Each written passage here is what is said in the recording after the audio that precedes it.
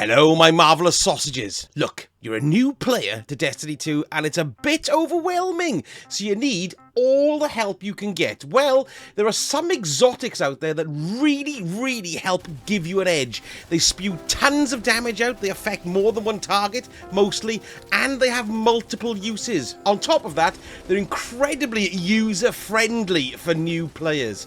And you can always spot one of these weapons because if somebody complains that you're using it and call you a dad gamer or inform you that you need to get good, you are onto a winner and you are doing the right thing, and so you must use it as much as possible. Here are 5 exotic weapons that are easy to get, are really user-friendly, and they'll help any new light get the upper hand. I've chosen these based on the ease of obtaining them and the ease of use, so none of them have any really difficult exotic quests attached to them, and you don't need to complete any dungeons or raids. 3 of them are available free to play for players, and 2 of them require the Forsaken pack to use. So, let's start. So first up, we have the Arbalest. This is a linear fusion rifle that goes in your top slot.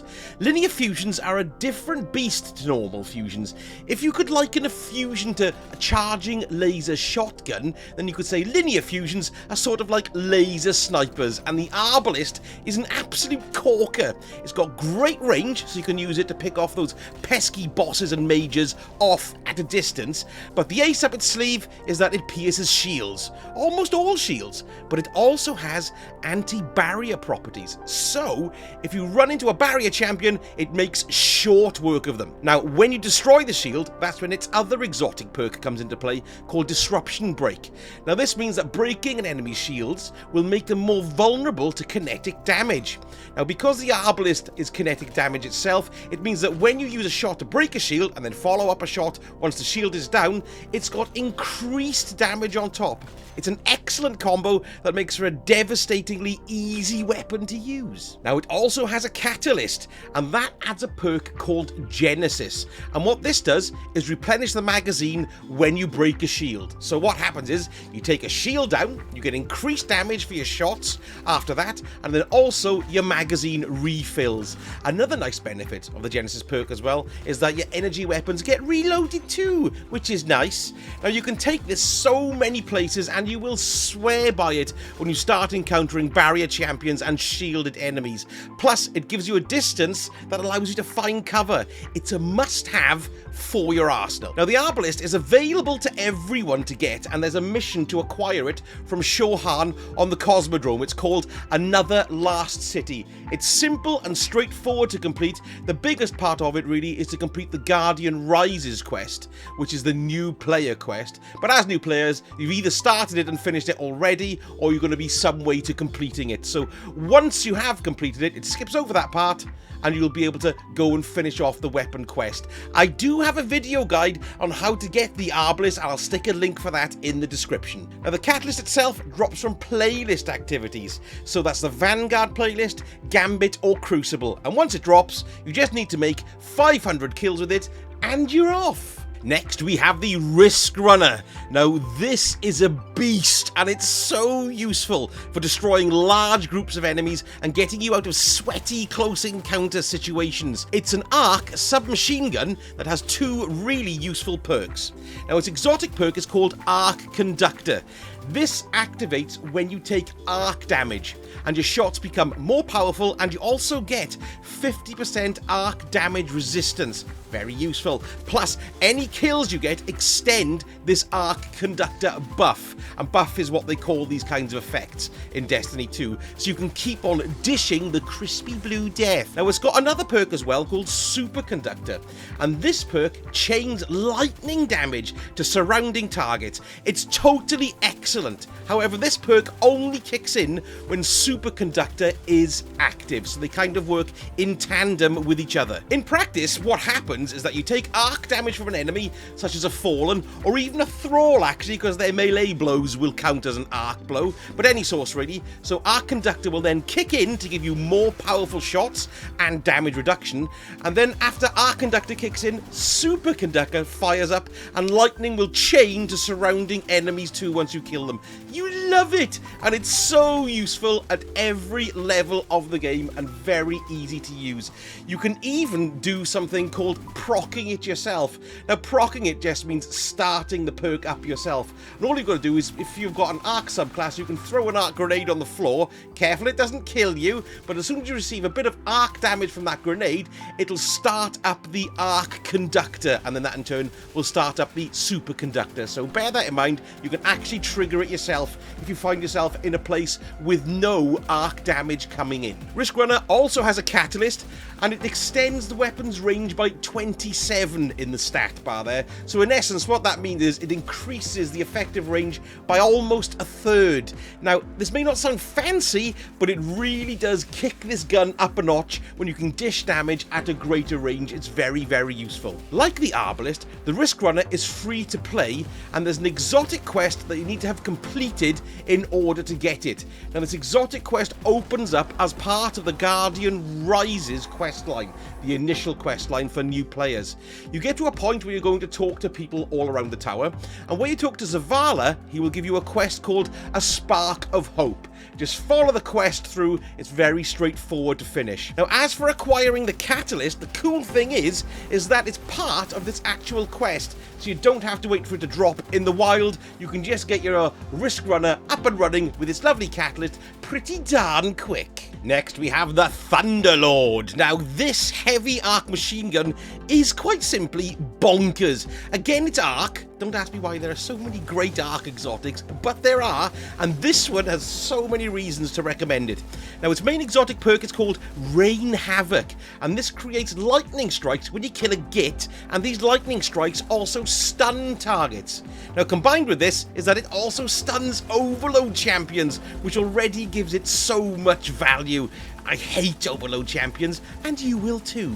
It then has another perk called Lightning Rounds. Now, these make the weapon fire faster with more accuracy the longer you hold the trigger down, and causing this continuous damage creates even more lightning strikes. So, for example, you're shooting an Overload champion, you're going to be guaranteed to stun them because you're going to be concentrating them with damage, and they'll be being hit with lightning strikes repeatedly. Top notch.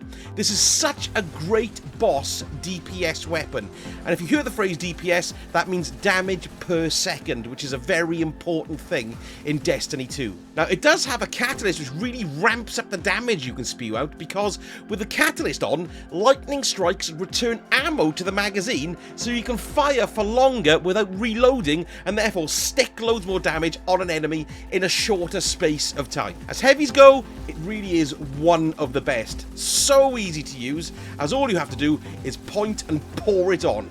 Plus, it just looks good and feels so good, and its effects are tremendous. Now, there's no quest to get the Thunderlord, which is good, but it does mean you can only get it one of two ways.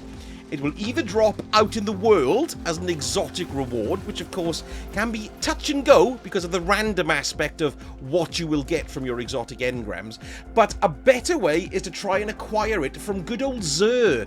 Now, he'll either be selling it directly, so just pick it up, or you can buy an exotic engram from him. Now, Xur has his own loot pool, and he leans towards giving you the exotics that you don't have. So if you don't have the Thunderlord, then chances are you've got a better chance of getting it to drop. And the more of other exotics you pick up, the better chance again you'll have of getting the Thunderlord. So just a little bit of patience, but you will be able to get it. It's not entirely random. Next, we have the infamous Jotunn. Now, this is one of the best exotics for new players, as it's so easy to use and so utterly devastating. It's a solar fusion rifle that has two very evil and satisfying perks. The main one is called Charge Shot, so you hold down the fire button, which charges up a tracking fusion shot, then explodes and burns on impact, and the tracking aspect is very good, not only in strikes and so on, but also in the crew Crucible too, nice and evil. They'll hate you for it, but hey, you're new and you need every bit of help you can get. Or even if you're old, like me, it's still great fun to use. Then the secondary perk is called Shield Disorient. So, if the Get You Shot has a soulless shield, when it explodes, it'll disorient nearby combatants. Marvellous. Now, of course, this is devastating as it is, but it also has a catalyst, and this really turns the Jotunn into a monster. Firstly, it gives you a faster charge time when you're surrounded by enemies. That perk is called Cornered, which is nice, but the icing on the cake is that it adds Incandescent. Now, this is brilliant because when you defeat a target, Scorch is spread to others nearby, and the more Scorch you apply to a target, it will ignite and explode and spread more Scorched. Perfect and devastating. It's such fun, user-friendly, and I shouldn't need to say anymore, you've got to go and get it. Now, Jotunn is easy to get because you simply buy it from the exotic kiosk in the tower. However, you do need to have the Forsaken pack to get it. So once you buy the Forsaken pack, you can either use one of your Forsaken exotic ciphers to pick it up. You should have had these when you bought the Forsaken pack. They're actually in the kiosk, and you can see them at the side there, and you can exchange them for one of the Forsaken weapons. Or, if you've spent all of these, then you need to visit Xur and pick up his Xenology quest. Now, this is a straightforward quest where you basically have to complete 21 playlist activities. So that's either Vanguard, Gambit, and Crucible. Just remember, the higher difficulty activities like Nightfalls will give you more progress. If you can push yourself to do those, you'll get it completed quicker.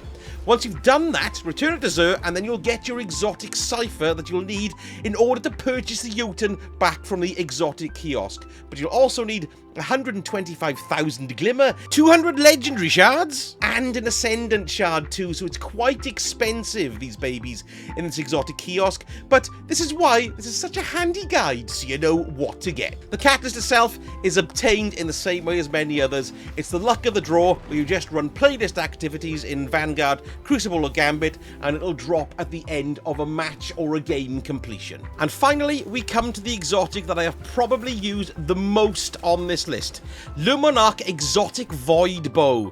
Now, there are 3 exotic bows in Destiny 2. You've got Tiku's Divination, which is solar and great, the Trinity Ghoul Arc Bow, which I've probably used as much as Le Monarque, but there is one big reason that I've included Le Monarque above Trinity Ghoul, and that's its usefulness to new players. Its first trait is Poison Arrows, so once you perform a full draw, that arrow then becomes a poisoned arrow, and on precision hit, which are really easy to get with a bow, it'll spread poison tick damage to surrounding gits. Now, tick damage is damage that persists after the initial hit, so you can see the poison giving damage over time. Tick, tick, tick, tick, tick. But not only that, this bow will stun overload champions, and then the tick damage that they get can stun them again. So it really stops them in their tracks, especially when you see it stunning them again a little while after you've poisoned them. It's also really fast to aim with snapshot sights, which makes it great not only for PvE, so that's strikes and such, but also PvP, aka the Crucible. There was a lot of abbreviations in that then, wasn't there? Now, it's also got a catalyst which adds the Unrelenting perk, and this perk is great for new players because rapidly defeating targets, which you'll be doing quite a lot with your poison dart thrower, will start health regeneration. And like the Jotunn, Le Monarque is a Forsaken exotic, so you need the Forsaken pack, and as before, you can use a Forsaken cipher to buy it, or do the Xenology quest from Xur again to get yourself the exotic cipher to buy it from the exotic kiosk in the tower. And the catalyst is exactly the same as normal, really. You just gotta play playlist activities, that's Vanguard, Gambit, and Crucible, until it drops. It's a splendid all-rounder Le Monarque, and one you'll find you'll return to again and again. Now, I know there are loads of exotics in Destiny 2, but these are the 5 I think will work well if you're just starting out, and you'll probably find that you're going to go back to them again and again as well, even as you progress and try the higher-end stuff. Now, don't forget, I'll leave links to any of the videos I've mentioned I think you might find helpful in the description, and if this video was helpful to you and you're a new Destiny player, don't forget, leave me a like and maybe even a subscribe. That's a huge help to the channel. Thank you so much for watching, and I shall speak to you all again very soon. Sausage!